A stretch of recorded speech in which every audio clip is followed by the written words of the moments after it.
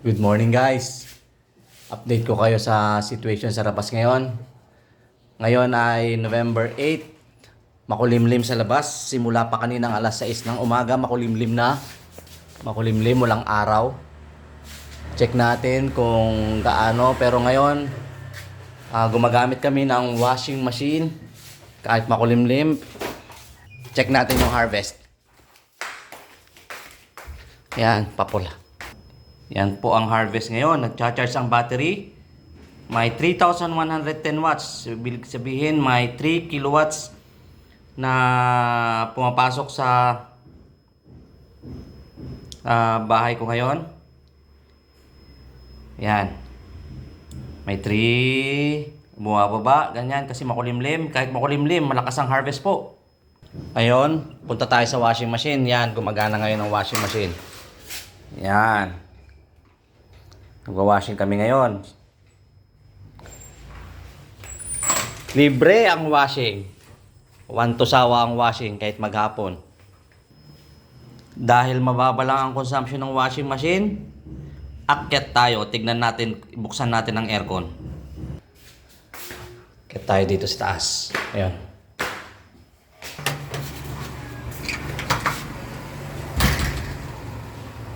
Blur.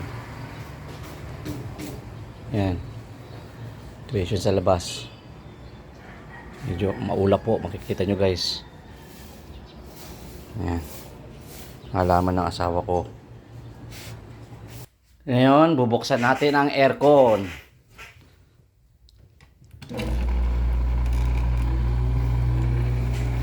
Sayang ang solar. Buksan na lang natin ang aircon. May singaw pala dun. May singaw doon, tatapalan ko yan mamaya. Yan, nakabukas ngayon ng aircon. Ngayon, baba na naman tayo para i-check.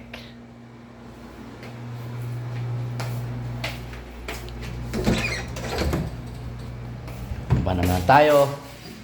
Check natin by yung situation ng harvest. Naka-monitor kasi. Ngayon, washing machine, ilaw, saka aircon ang gumagana. Check natin ngayon ang harvest.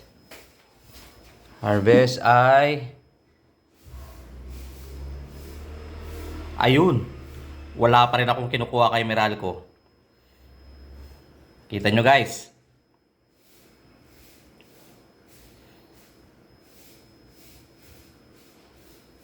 Wala pa rin ako. 910 watts ang consumption ko ngayon. Ang binibigay ng solar ko is 3,862 watts.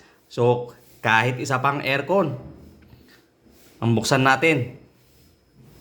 Yan, kita nyo po. Kahit isa pang aircon, pwede pa natin buksan. Nag-charge na rin. Kita nyo po yung Meralco ko, walang gumagana. Ang sarap po gumamit. Kaya sulit na sulit kahit makulimlim.